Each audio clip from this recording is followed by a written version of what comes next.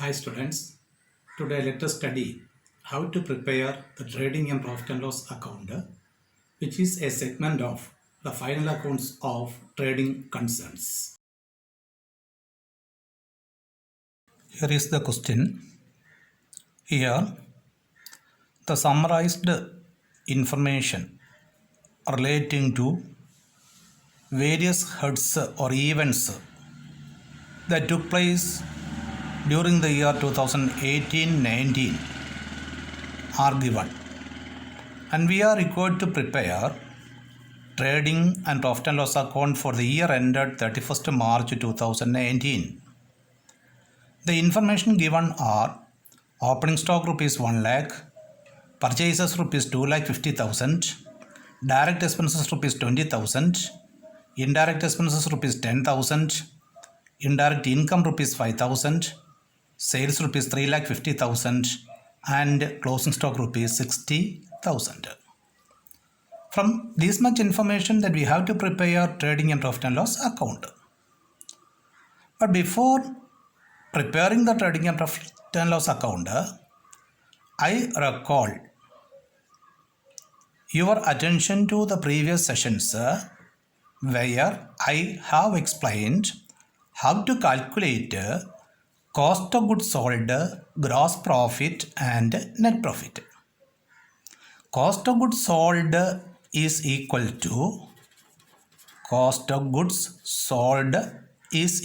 to opening stock plus purchases plus direct expenses minus closing stock. Here in this question, the opening stock is rupees 1 lakh plus direct expense, which is given as 20,000. Before that, purchases, which is given as 2 lakh 50,000 plus direct expenses of rupees 20,000.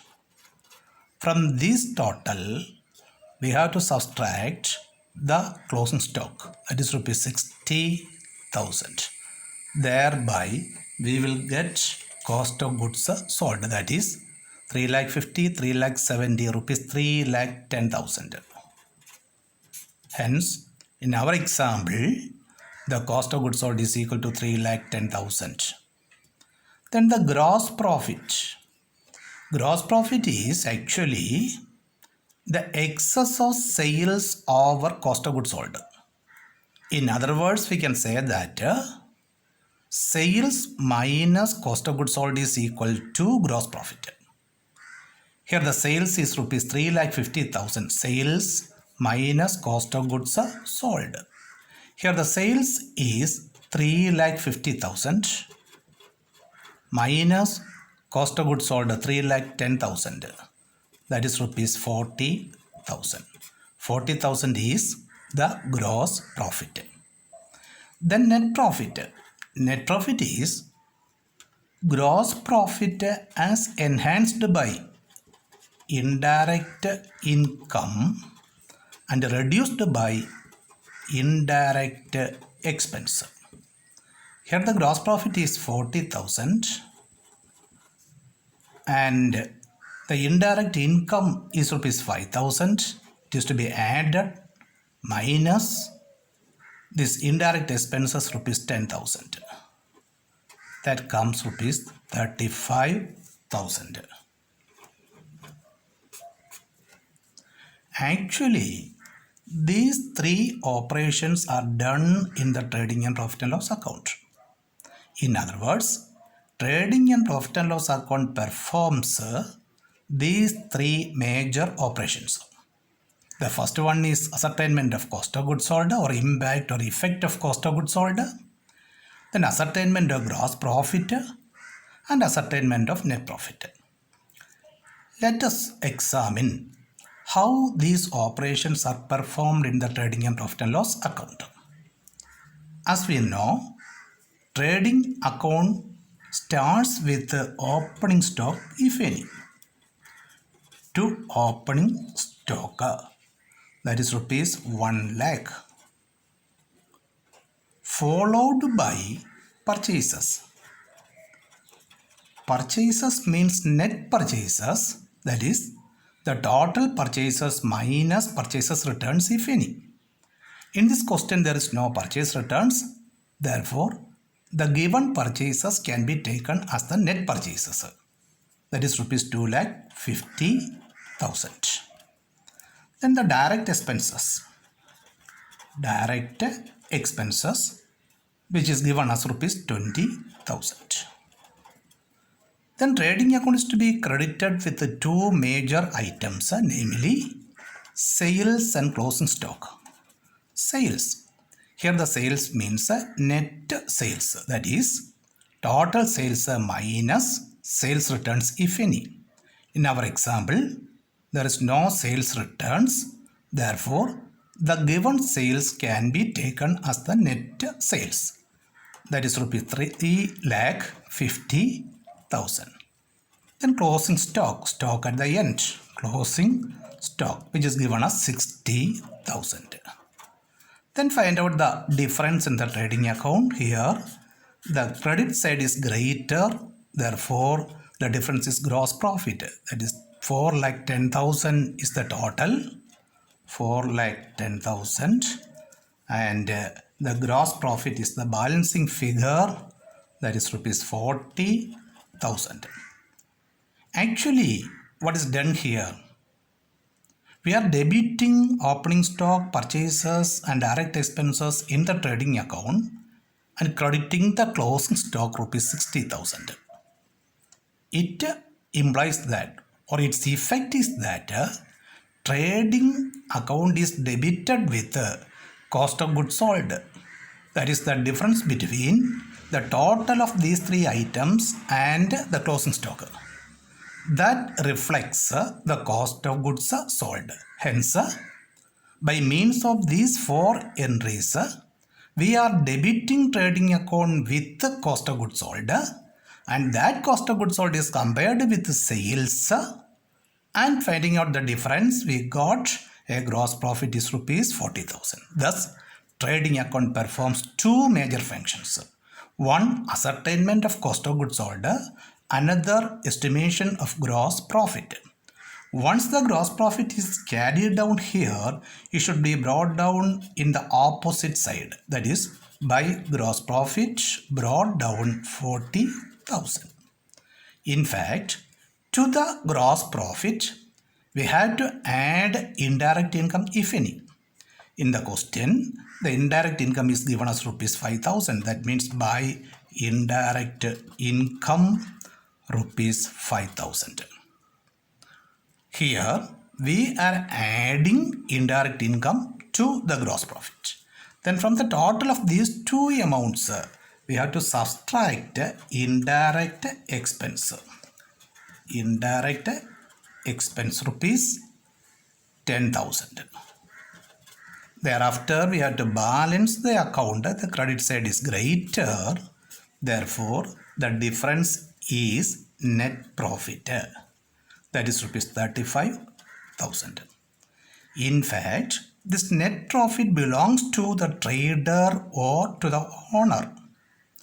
Therefore, it should be added to his already existing claim represented by the capital account. That means net profit arrived at in the profit and loss account must be added to capital account. That is why we are stating or writing here net profit transferred to capital account. Hence, we have seen that these three operations, that is ascertainment of cost of goods sold, ascertainment of GP, ascertainment of NP, are done in the trading and profit and loss account. In the first part, two operations are done, that is cost of goods sold and gross profit. How the cost of goods sold impact is there? Debiting opening stock, purchases and direct expenses and crediting closing stock implies that trading account is debited with the cost of goods sold. That cost of goods sold is compared with the sales. When the sales is greater, the difference is gross profit. that comes rupees 40,000. In our example, it is to be brought down to the second part of the trading and profit and loss account. Gross profit brought down is shown on the credit side. To this credit balance, we have to add indirect income. Adding an amount to a credit balance means again crediting. That is why we are crediting indirect income here. Thereby we are adding 5,000 to gross profit of rupees 40,000. Thereby we are arriving at 45,000. From this 45,000 credit, we have to subtract indirect expenses. If you want to subtract any amount from a credit balance, you have to give a debit for that. That is why it is debited, that is 10,000. Thereafter, striking out the balance, that comes rupees 35,000, which need be transferred to his capital account. Okay, let us see another example. Here, we are provided with the account balances of a concern for the financial year 2019-20. The various account balances given are opening stock, purchase returns, sales returns, carriage outwards, duty, salaries, commission paid, interest received, purchases, sales, carriage inwards, freight, wages, advertisement, and rent received. These are the account balances. In addition to those account balances, a piece of information is given, that is, stock at the end on 31st March 2020 is given as rupees 60,000. From this much of information, we have to prepare trading and profit and loss account for the year ended 31st March 2020. For the purpose of preparing the accounts, we have to consider each item and has to decide whether it is to be taken in the trading account or in the profit and loss account. As we know, trading account is to be debited with opening stock, purchases and direct expenses. Direct expenses means the expenses which are incurred before the goods are ready for sale. Those expenses must be taken in the trading account. And other expenses which are not of the character of direct should be taken in the profit and loss account. That means we have to decide whether each of the items given is to be taken in the trading account or in the P&L account. The first item given is opening stock. As we know, the trading account starts with the opening stock if any. Therefore, the first item to be taken in the trading account is this opening stock. Opening stock must be taken as the first item in the trading account. Opening stock, that is rupees 50,000. The next item given is purchases returns. Actually, the purchases returns is to be deducted from purchases and the net purchase alone should be taken in the trading account. Here the purchases is given as 1,62,000, out of which we have to subtract purchases returns, which is given as rupees 2,000 in this question. The net purchase comes rupees 1,60,000. Then opening stock, purchase returns already adjusted against purchases. Then sales return is to be adjusted against sales. Let it be there for the time being. Then carriage outwards. This is not a direct expense. This is an indirect expense. Next is duty. Duty is a direct expense to be debited in the trading account. That is rupees 1,000. Then salaries is an indirect expense. Commission paid, indirect expense. Interest received, indirect income. Purchases already taken on the debit side of the trading account. The next is sales. By sales, sales should be credited in the trading account. Sales of rupees 3 lakh is there and there is sales returns of rupees 10,000. That means we have to ascertain the net sales. That is sales rupees 3 lakh minus or less sales returns. Sales returns of rupees 10,000. The net sales is 2 lakh 90,000. Next, carriage inwards, that is a direct expense. Carriage inwards is a direct expense. The amount is rupees 5,000. Next item is freight. That also is a direct expense. Freight, rupees 3,000. Then wages, direct expense. To wages, rupees 12,000. That is also a direct expense. Thus, opening stock taken, purchase returns adjusted, sales returns taken, duty, then purchases, sales. This much items were taken or incorporated in the trading account so far. Then an additional information is given as closing stock. It should be credited in the trading account, that is by closing stock or by stock, that is 60,000. All other items are to be taken in the profit and loss account because they are indirect expenses and indirect incomes. The indirect expenses and indirect incomes will find a place only in the profit and loss account. After writing this much extent, we have to balance the trading account. We have to find out the difference or balance. Here, the credit side is greater than the debit side. Therefore, the difference is gross profit. That is 3,58,000 is the total. 3,50,000. Then find out the difference. That is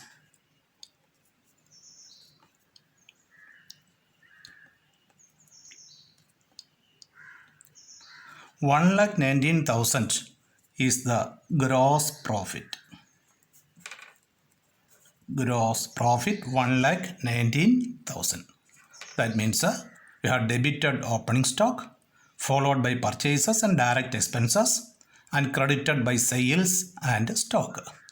While writing the purchases and sales, we have to remember that the net purchases and net sales alone should be taken in the trading account. Then actually what we have done in the trading account is that it is debited with the opening stock, purchases and direct expenses, and credited with the sales and stock. If you exclude these sales, the remaining items will give the result of cost of goods sold.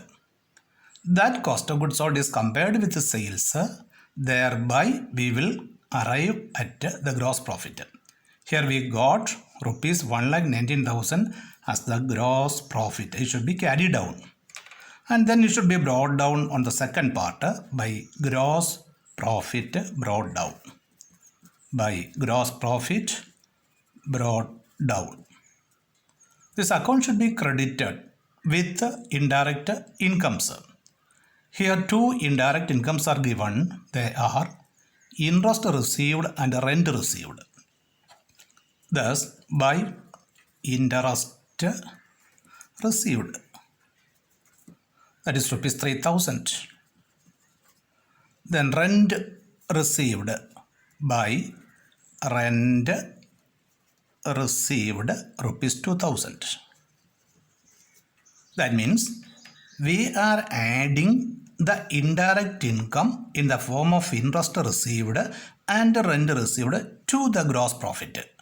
From these figures, we have to subtract the indirect expenses, if any. Here, the indirect expenses constitute 1. Salaries, 2.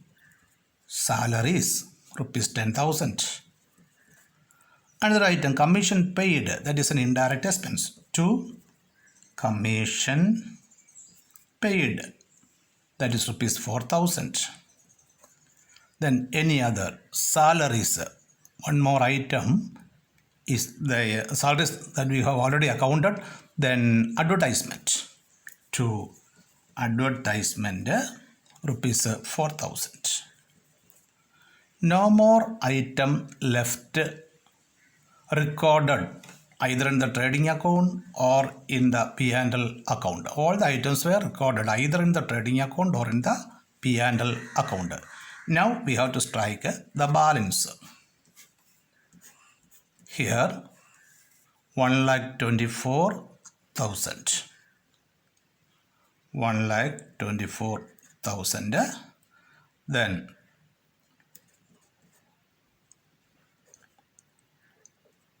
1,06,000 is the difference in the profit and loss account, that is to net profit. Actually, this net profit belongs to the trader or owner.